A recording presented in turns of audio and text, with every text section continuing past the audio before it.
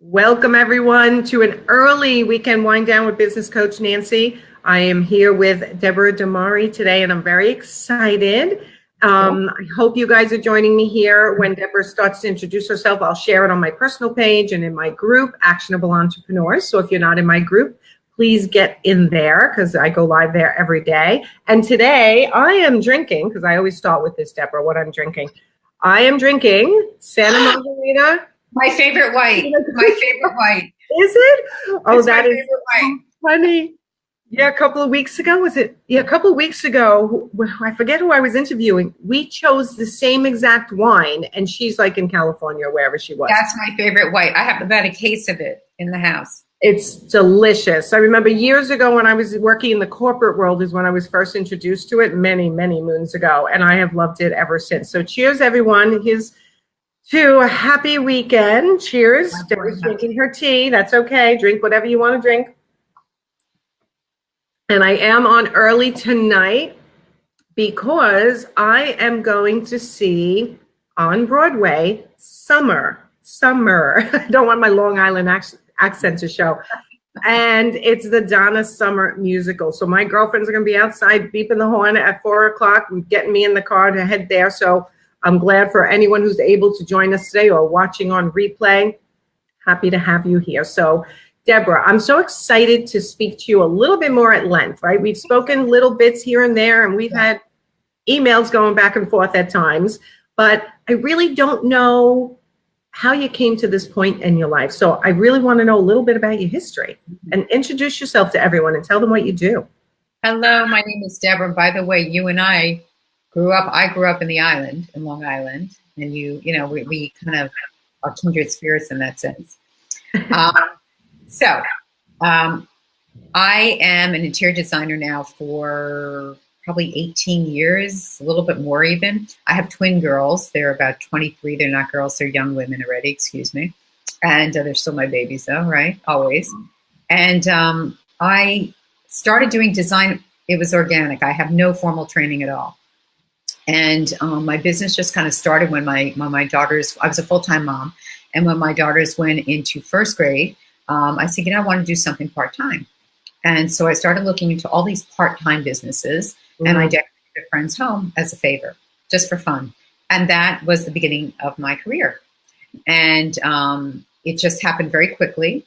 And I knew nothing.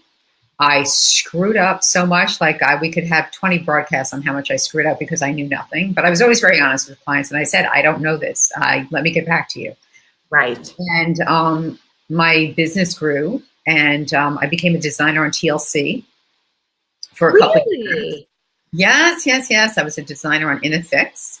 And I also did, which I should not be promoting, but the Duggars, Jim, Bob, and Michelle. That I had to remove from my website quite a while ago, actually. But I did their home. Wow. So I did their home when they had 16 kids.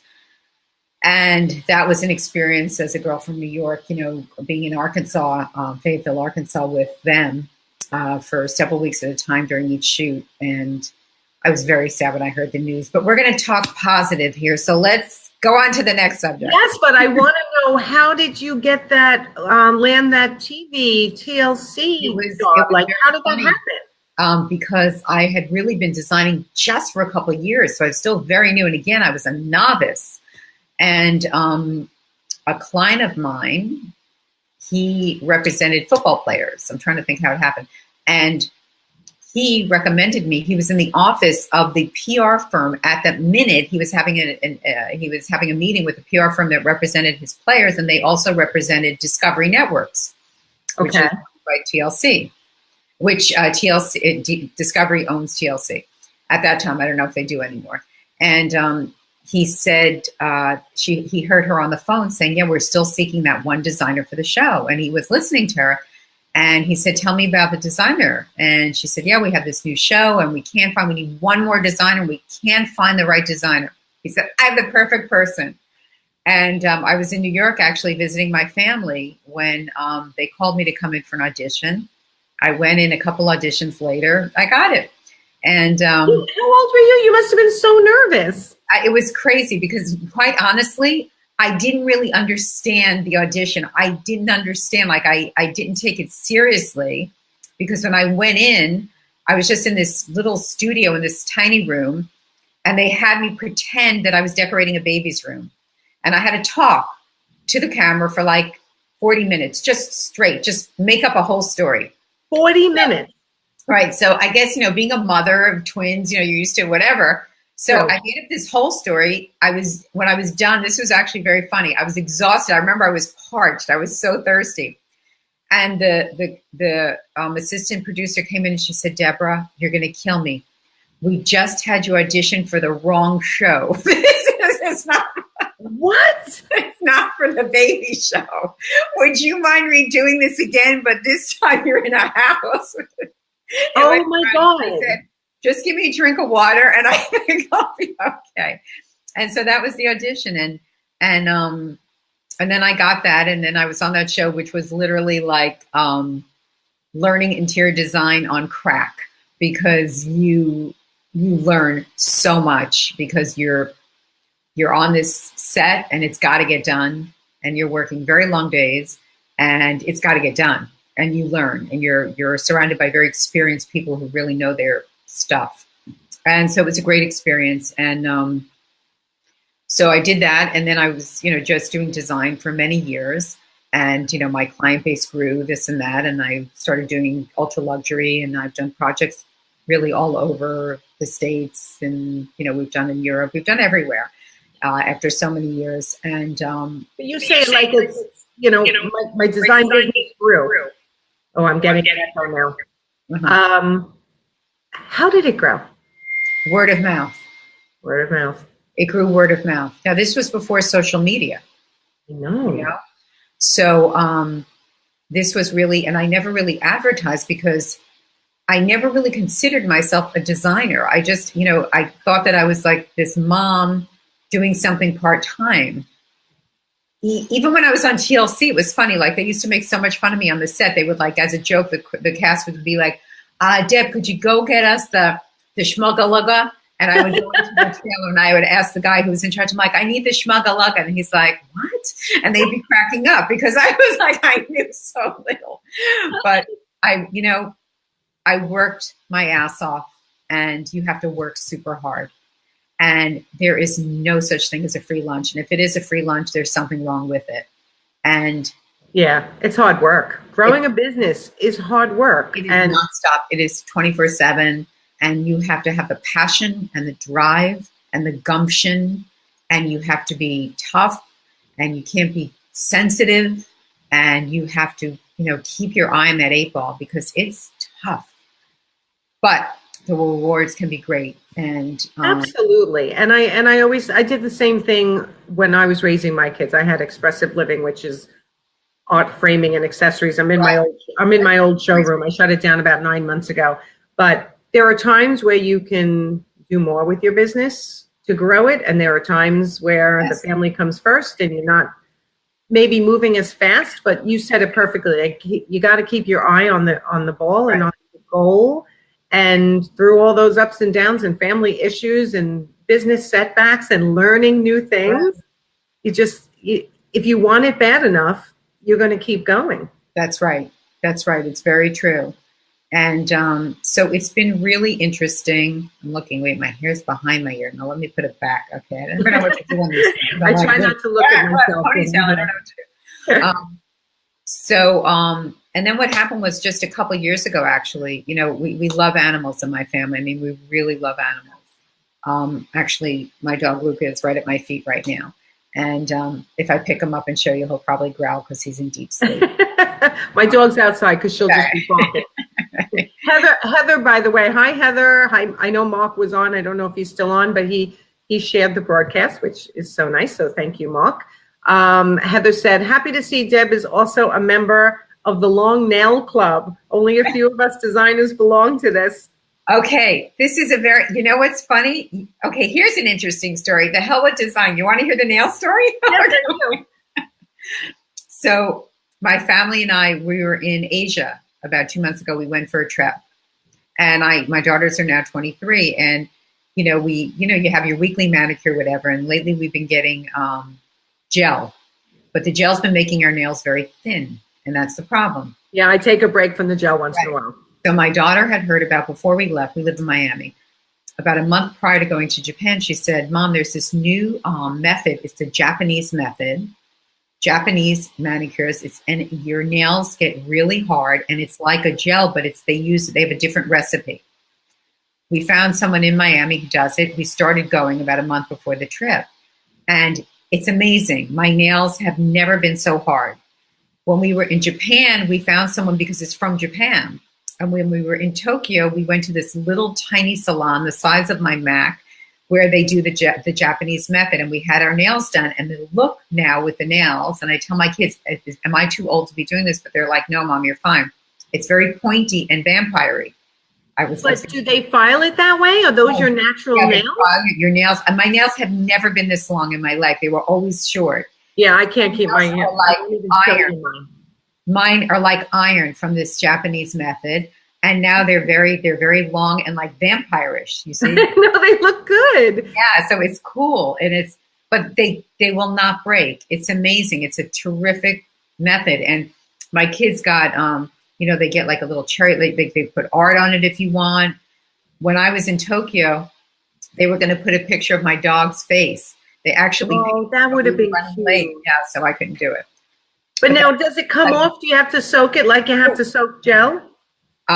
You have to go to the place. Sorry, Luke, I just stepped on my dog. You have to go to the place, and they have to wrap it in tin foil, and just like with the other ones. So you can't take it off. But it lasts for 3 weeks. This is like a product endorsement. It lasts for 3 weeks, and I'm telling you, my nails have never been this strong. So I got to look to see if anyone around here has it, but I doubt it. In New York, they do, for sure. I think it started originally in New York, and then they started moving to other places. I know there's a place in Soho, but that's too far for you. But I'm sure in the island they have it. All right, I'll look for it. All right, so we're talking about decorating nails now. We're still keeping it all in the family, guys, so don't worry. Okay, so back to animals, right? So we love animals, and I'm involved with PETA and some other animal rights organizations. My entire family is. And, you always get those videos. And so I always say my head was in the sand, and I have no one to blame but myself, because you have to be a complete fool to think that if you're wearing leather, that there has to be some horrible story behind it. I mean, let's face it, you're wearing leather, you're wearing the skin of an animal. And so I got a video on dog leather, and I saw that video, and I just looked at it and I said, that's it. I can't do this anymore. And I just did a complete switch to make my business 100% vegan. And how long ago was that? 3 years, 2.5 years. Really? Okay. 100%. And so it was a big switch, because, you're sourcing. So no silk, no fur, no down, no leather, no wool. No wool. We had to source everything again. But it's really cool, the alternatives that are there. And then it got into this whole other layer of like, wow, not only is leather completely inhumane, and I mean, all animal byproducts are, but let's take leather, for example. Not is it only completely inhumane about what they do to these, I can't even talk about it, because it's beyond what you can even imagine. It's even worse, okay? But the pollution, tanneries are one of the most polluted places in the world. The toxins, the poisons. The average tannery worker in India, 90% of them die at the age of 50. Really? Yeah, they're literally sitting in barefoot in formaldehyde and chromium and sulfates, knee deep. No protection, tanning the hides, because the hides are dead skin, so they have to be completely chemically soaked in order for them not to decompose, because leather is the skin of an animal. Right. Dog, cat, raccoon dogs, cows, seals, anything. It's not only cows, and it's also cows. It's also sad. So make me drink more before my play. There you go. Drink up. So not only the environmental aspects, you have the humane aspects for the animal and for the workers, but the health risks. When you are wearing a piece of leather or sitting on a leather sofa, our body is completely porous. So you're soaking up the chemicals that are soaked in that material. And so Even through your own clothes? absolutely, your skin is porous. So if you have your hand, so what are you going to wear something that's completely, you're resting your head, you're resting your calf, you're resting your elbow. So we created, from my going vegan in my company, I created vegandesign.org, which is a whole nother platform, and which is something that I'm very, very busy with. And vegandesign.org is a place it's a go-to source for all things vegan related to furniture and decor. So I have to tell you, it's a great site. I was on it before, and I could spend an hour on there. Just yes, thank you. Reading and it's a wealth of information. So guys, we try to make it positive because it's an intense subject. So I always say we want to make it positive. We don't want to talk about the awfulness of it and the tragedy. I mean, we have to make that known, but we talk about how, okay, here's the crap. Here's how we're going to make it good. Here's your affordable options. We have a great shop online. Everything's affordable online. Everything's affordable. I don't want a busy mom to not have time to get a vegan sofa. I don't want her to say, oh my God, where am I going to do this? I want to do the right thing for my kids. I don't want my kids sitting on a couch with leather and it's bad for them. Where am I going to find it? We have it on the shop. We also have Vegan Design 101, which is an accredited class for designers. 7.5 CEUs. We have, to this day, which I'm very proud of my entire team, to this day, we have only had amazing reviews about the course. Really? To me is incredible, really, because we've always expected a couple negatives, not one. And when did you first create this course, and how long did it take you to create? About 2 years ago. And it's a great, great class. It's online. You can do it in your pajamas. It's broken down to a couple modules. The whole thing takes a couple hours. You can do it all at once. You could just do it whenever. Okay. And get the credits. And we give you the sources. We talk all about vegan design. So you're educated about the skins and hides industry. You have sources. We have interviews. We have videos. It's a lot of video because I wanted it to be visual and entertaining, not just boring where PowerPoints. You know, a lot of those CEU class, you know, the accredited classes are boring as heck. You know, they're all PowerPoints and they're annoying. This is very interesting. And Deborah, we have a question from Heather. I'm going to put it up on because when you're using Be Live, you can do this. It puts it right up on the screen. So, what is vegan leather made out of? It depends. Now, when we say vegan leather, they can be anything like pleathers. They can be commercial grade leathers, vinyls. They can be any composite, any man-made composite. That's what and all these companies now, like Kravet, has awesome vegan leathers, amazing ones. And they have less chemicals than the real leather. And they've done all these statistics and tests, and people say, well, that's also very bad for the environment. But when you can compare the real leather compared to vegan leather, it's a completely different statistic as far as what is the impact on the globe, on pollution, and also humanity and animals. So you have vegan leathers just made from man-made. Every company has their own recipe of man-made, mishmashes. What's the word? I can't think. Just the man-made materials that replace. A lot of them are polyesters and rayons, and they mix it up and they come up with this great thing that looks just like real leather. Now, the future of leathers is in biofabrication. And biofabrication are growing materials. You're going to start seeing more and more of that because there's kind of this race worldwide now with all these big tech companies and small companies all over the world trying to find alternatives to textiles that are not made from animals and are not causing the carbon footprints that the regular animal-derived products are. So you have Italy producing mushroom leathers, actually made from funguses. You have a company called Modern Meadow. They're based in Brooklyn, actually, and now I think they just opened a big lab in Jersey.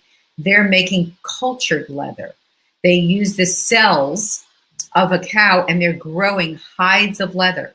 And the future of that leather, and they're not calling it leather, they're calling it Zoa. Zoa. They gave it a different name because they don't want you to say it's leather, but it looks just like leather and feels like leather. But wait, it's grown. Oh, I'm getting It's grown in a lab. Grown in a lab from cow cells? Just from a cell, a couple cells, like in vitro. They call it almost like in vitro.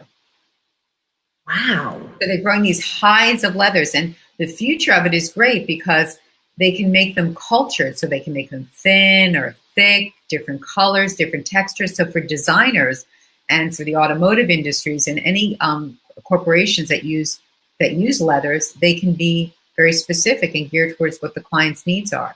So that's the future of leather. And if you go on our site, we have great sources. If you take the class, we give you a ton of sources of actual places and vendors whose vegan leathers we love. So, how big is this market, vegan design? Did you have a fear when you chose vegan design that you weren't going to attract? I mean, you know me, niche is rich and broad is broke, and I like people to choose a niche. And I say other people will come to you if they relate to your message and if they know you have the expertise. Mm-hmm. When you switched to vegan, were you scared? You know what? I didn't have a choice, because once you see the dark side, I couldn't go back. Did you think it's going to affect your bottom line in your business? Like, am I going to get enough clients? Am I going to be able to sell this? I mean, to do what I did was, very bold, which is why when anyone takes the class, we always say, offer it in addition to your existing services. Veganism increased 500% this last year. The world is becoming more ethical. 56% of consumers, if given an option of a product that has a ethical logo and one that doesn't, they will choose the one with the ethical logo, which we have our badge. We have the council, which we're starting, which for all designers, that they can use our badge and put it on their website, on their store, and this. So offering it, I think, is a must, because this is the future. Look at what fashion designers, Gucci, Gianni Versace, Michael Kors, Tom Ford, they're not using fur anymore. That's huge. Yes. Huge. So if they take your course, they get the badge? No, not if they take the course. If they become a council member, they get the badge. Gotcha. Okay. And, but if they take the course, they now graduated from the class, and that's something that they understand. And there's a little video that they can upload to their site of me explaining, hey, this designer now has, educated himself and is now making a change, and about vegan design. So whoever's looking at their site understands that they now have this specialty if they're seeking that. And it's funny. I mean, look, Bentley Cars is going to be offering vegan leather seats. It's the future. And if you don't get on the bandwagon, you will get lost, because the world is becoming more ethical, thankfully. And technology has a lot to do with that, because now there are glass walls on things, and people are seeing what actually is going on in the world and all the inhumanity that is occurring. So, yeah, I mean, we were talking before how I just switched to not eating meat about 4 months ago after watching What the Health, which is a movie on how animals are treated and how bad meat is for you, right? So I don't stand from the rooftops and shout it, but the thing that affected me the most, though, was the way the animals were treated. Yes. It was less about me being healthy, unfortunately. I don't know if that's good or bad, but the benefits I've seen since I've stopped eating meat, and I'd say I'm about 90% of vegan, or plant-based, as my niece has taught me to say, or my sister has taught me to say. I feel so much better in so many ways. Right. And then you're right. When you start looking now, I'm looking around my house and I'm thinking, I'm needing to make some changes. Do you, as an organization, go to the furniture companies and ask them what product lines they have? Yeah, because what's interesting is that there are so many great alternatives. And the alternatives, I mean, you can go luxury faux, and you can go very well priced IKEA faux. So, for example, Cravat again, I'm just picking Cravat because I personally love Cravat, but there's a million fabric companies, textile companies, and within them, most of the commercial leathers, they're not real. And there's fantastic ones. There's ones that are like literally like butter. And, you know, I get asked a lot, and we discuss this in the course as well. We talk about how do you approach clients? Well, if you have a client that came to you because they want to only go humane in their space, that's one thing. But if you have another client and you now would like to offer them the option of humane alternatives, there's so many benefits. For example, I always say take a real piece of leather and a faux. Pour grape juice on one and pour grape juice on the other. The real leather will soak it up because it's a skin. The faux you'll be able to clean off. Take your nail, scratch it on the real. It scratches. It's a skin. Now that's a look too, a very worn look. But if the client doesn't want that, do it on the faux. Allergies, the smell, especially those in the spectrum of autism. Most people in the spectrum of autism are very sensitive to smells and textures. It's very common. Yeah. The smell of leather can be very aggravating to them. The smell of wool, that gaminess, the harsh scratchiness of it. Faux alternatives are gentler on the system. They're softer. They don't have the toxins coming out of them that the real skins and the real fur and the feathers do, and the dust and the mites and all that stuff. So you can always do the comparison test, or you can do what I do is I don't even give an option. I just bring such beautiful alternatives that the client doesn't even realize that what they're getting is faux. And they're not more expensive. No, they can be just as expensive. If you want, they can be just as expensive, but most of the time they're less expensive. But they can be if you have that client that only wants the best. I mean, there's faux alternatives that are just as pricey as the real thing. It's so interesting to me. I definitely need to learn more about it. Heather's asking, I'll put it up on the screen. I saw this on the news. BioLeather. Excuse me. I ever see the dark blue vinyl? No, I haven't. But BioLeather is what we were just talking about, biofabrication. They're even testing. We were at the biofabrication conference a couple months ago, and they're even testing using this when they make grapes in Italy, the rind of the grapes. They're making a leather out of it. In Indonesia, there is a company run by two women. They're making a faux leather out of the tofu juice that's wasted. When they make tofu, they press it, and I guess there's a juice. Right. That juice they're making leathers out of. So it's fantastic what they're doing. I mean, there's a company called Parlay, and Parlay is taking the plastics on the bottom of the ocean, and they are turning it into fabric. And I think Adidas just did their first set of sneakers with them. That's incredible. So, Tencel rugs. I use Tencel rugs all the time. They're made from eucalyptus pulp and also recycled plastic. Banana silk is another fantastic material that I use for rugs. Looks and feels just like silk. It's made also, I believe, from the rind of the banana leaves.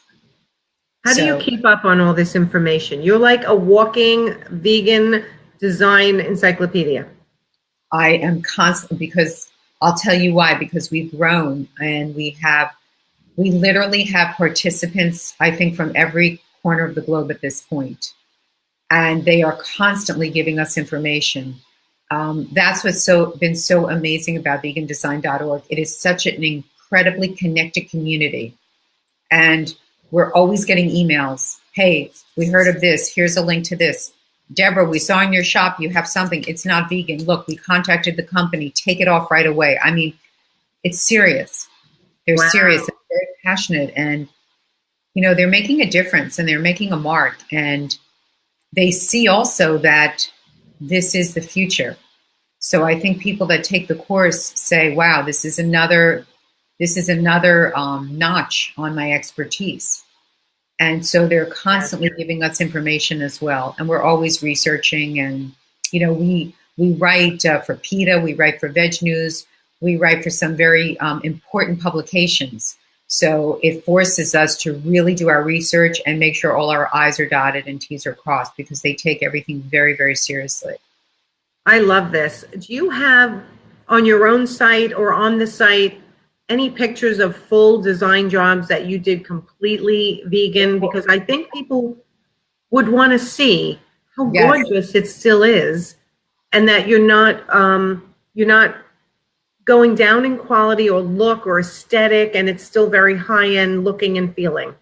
If you go on DiMareDesign.com, you'll see that there's some vegan spaces there. Because the thing that's so great about it is that you can take anything. You could take a Restoration Hardware vintage brown leather chair, and we just make one vegan. You know, we just copy it into a vegan style with vegan alternative. We're going to have on vegandesign.org within the next 2 months, we'll have 2 very large projects that were done. But if you go into Mari Design, you'll see quite a lot as well. That's the design site. And we'll have a book out in just a few months on vegan design, and it's going to have some gorgeous projects of ours with tips, and it's going to be a beautiful coffee table book, and we're very, very excited about it. So if somebody, you know, I love the fact that, I mean, I always say to my business owners that I coach, and mostly interior designers, you need to continue to hone your skill, learn more. And this is still, I think, so unique that it really separates them from the pack. Yes, yes, right? It does. If somebody here on Long Island, I'm the one and only, as Fred Burns would say, vegan designer on Long Island, or I am one of the only, right? And there may be some, I'm sure you know there are some here on Long Island, but I have never heard of them. Right. Well, the thing is also, let's see if you're like, well, vegan design, that's a little too for me. It's also healthy design, which is how I refer to it a lot. If you look on the site, I approach it that in order to have healthy design and to create a healthy, optimal environment for a client, if you're a designer and you want to create that healthy, optimal environment, which you should want to do as a designer, that's your responsibility, I feel, or as a consumer, healthy design means you're using materials and objects that are good for you and don't trigger illness. Well, and what you said before too, humane. And humane. Before you do that, Julie, hold on, because Deborah has a surprise for our listeners. I'm checking into the class. And excellent, Julie. Excellent. So you had mentioned you were going to try to get your tech person to put up a little discount for. Yes. If you type in for the class, when you check out Nancy 10 in capitals, you will get 10% off the class. And we will be sending you information about the council membership. That will be up on the site by next week because we're tweaking the membership a little bit, and the membership's awesome. So basically, if you go on the site right now and you look at for the badge, it's pretty much, it has all the perks and bells and whistles that the badge has, but it's just going to be even a little bit better because now we're making the council out of that. Perfect. And guys, those of you who are watching, if you have friends on your Facebook pages, your friends list, that you think this would be of interest to, please share the broadcast because we'd like to get this message out there. I just think every time an interior designer can take a class to increase their education, and especially in an area that distinguishes them so clearly from others, it's a plus. And the healthier, humane design or vegan design, or can you say plant-based design? I guess not. It's not quite plant-based. Not quite. Growing textiles, the growing materials, that's definitely plant-based. Okay, so there's many ways to twist it, but the bottom line is that it's just healthier and it's nicer. Yes. And I just don't think people know enough about it. So that's why I think this is so important. Yeah, it's like I say also, it's funny for the clients that had no clue that, we're doing their space completely humane. When we're done with the project, I remember one client in particular, we were done and she was like, oh my God, I love it. I'm like, yeah. And what's great? There's absolutely no blood or tragedy attached to your home. And she said, what do you mean? I said, well, nothing in here was an animal had to suffer for, or a worker had to suffer for and die. You never told them? Yeah, no. And she was like, oh my God, because we give them all the selections, we give them their options just like we would, but nothing is made of animals. And so I think that really stuck with people too, that there's no blood or tragedy, and I'm a believer in that. And, with vegandesign.org too, we're so passionate about it. And my mission with vegandesign.org is for the companies, the designers that take the course, for them to succeed. We do whatever we can to help you grow. And we have a group now in the UK of designers that took the class. They formed their own group. Is Chloe involved in that? Chloe's in that. Chloe, I think, is watching today. Is she watching today, Chloe? Chloe, are you watching? And we have another group that's formed in Canada. And there's another group that's considering it all the way in Asia. So we're excited about that because it's just so great what's been happening. And so it's like, and Chloe can probably tell you, we have calls every 2 weeks. And with the council, we'll have experts and live video. I mean, my goal is just to have every designer that comes on board succeed and grow their business, because I know that it's very challenging. I know it's tough to get projects. I know it's really hard.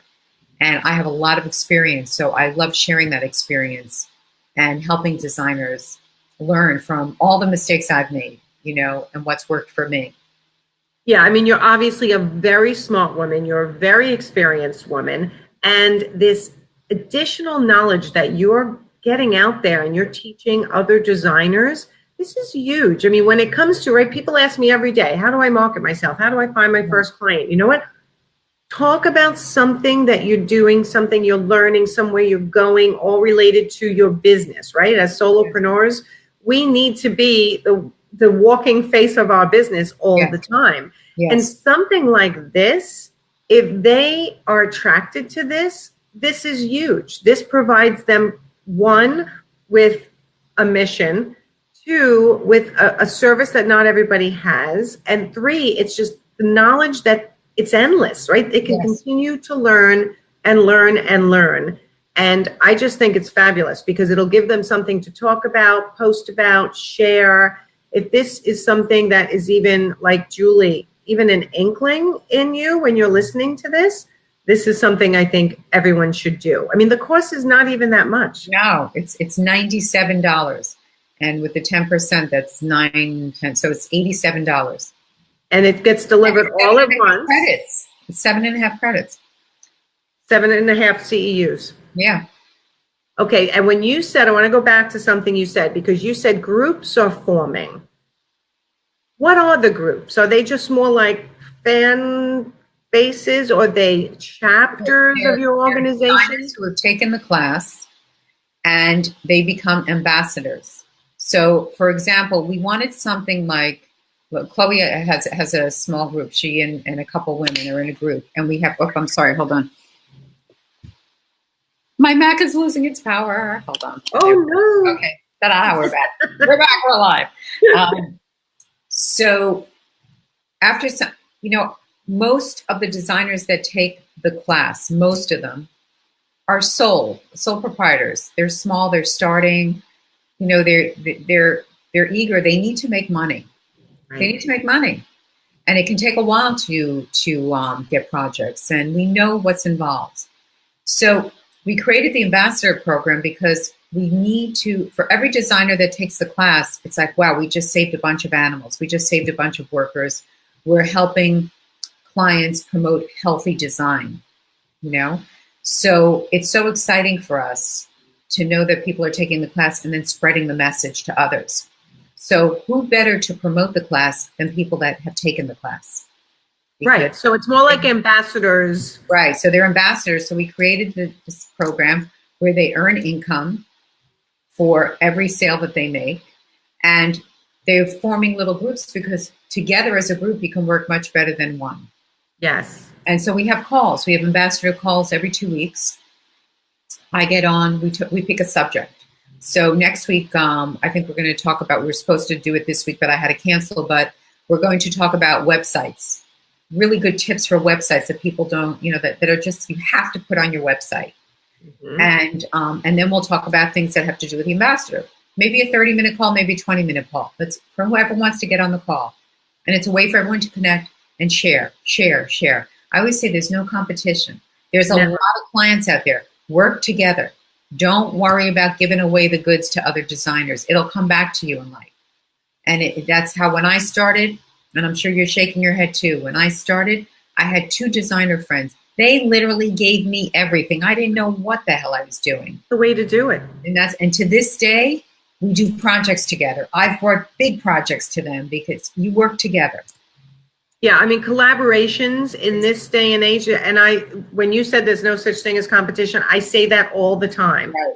You know, like, is one of my clients even the other day, she said to me, you know, somebody called right in my neighborhood, another designer, and was asking me all about my fees and this and that. I'm like, okay.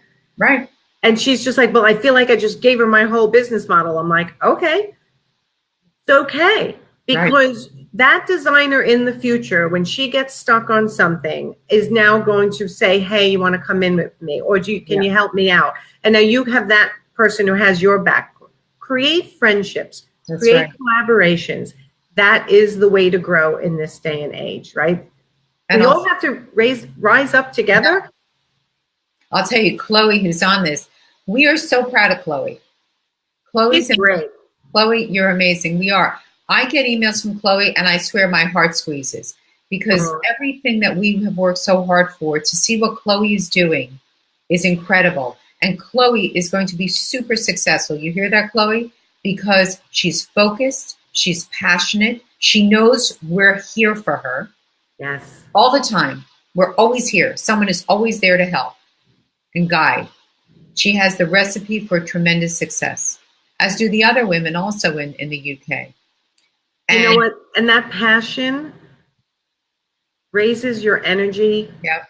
And it makes you an incredibly attractive person, right? Whatever your passion is, if you're showing that passion and living your passion, that's what makes you an attractive character, an attractive person, somebody that people want to be around and they want to gain your energy from you, right? So when you're looking to get more business, guys, find your passion, live your passion, share your passion, and you're going to actually have people starting to gravitate towards you. And this is a lot of where business comes from, right? Yes.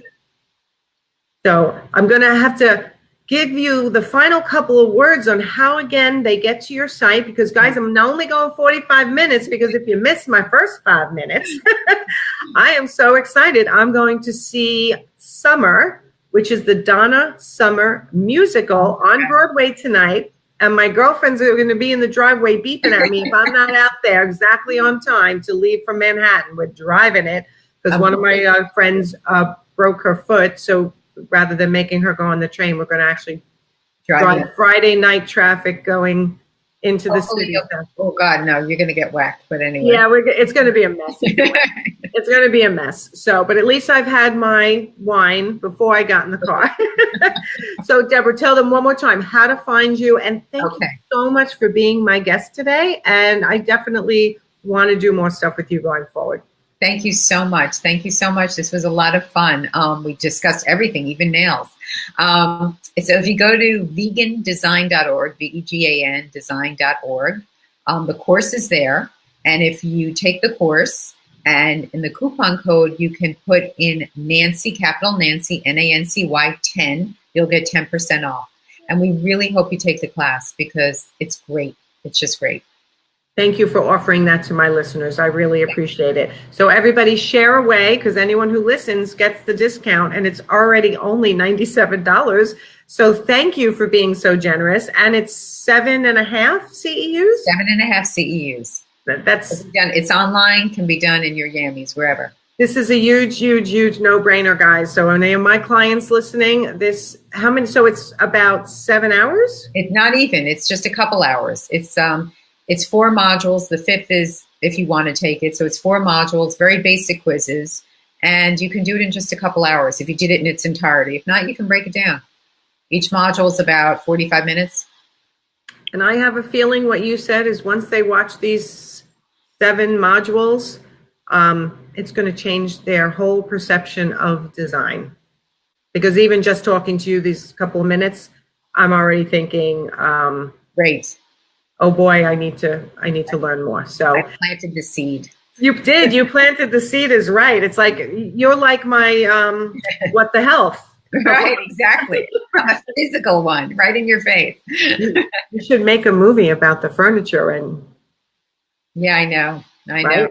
Right? Not that you need more on your plate. So, all right, guys. Well, thank you. I'm Nancy Ganzikofer, business coach to interior designers and other creative entrepreneurs. I'm going off early tonight because I'm heading in the city. So have a great weekend. Thank you to my guest, Deborah DiMare of vegandesign.org. And I will see you guys all next Friday. I think it's at my regular time, 4:30 Eastern Standard Time. And if you need me for a consult, head over to nancyganzikofer.com. I have buttons right at the top to sign up for a reduced cost strategy call to help you grow your business to the next level. Talk to you guys soon. Bye.